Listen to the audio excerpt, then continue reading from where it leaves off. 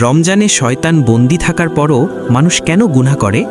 রমজান মাসে শয়তান বন্দী থাকার কথা বলা হয়েছে, কিন্তু তবুও অনেক মানুষ গুনাহ করে। এর পেছনে কয়েকটি কারণ রয়েছে। ১. নফস বা খারাপ প্রবৃত্তি। মানুষের ভেতরে একটি নফস বা খারাপ প্রবৃত্তি আছে যা মানুষকে গুনাহের দিকে টানে।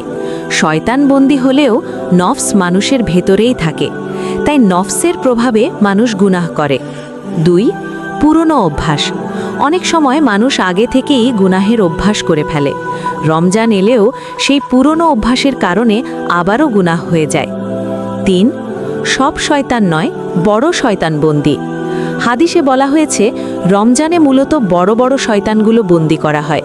ছোট শয়তান বা মানুষের ভেতরের খারাপ প্রবৃত্তি তখনও মানুষকে প্রভাবিত করতে পারে। ৪. পরিবেশ ও সঙ্গ।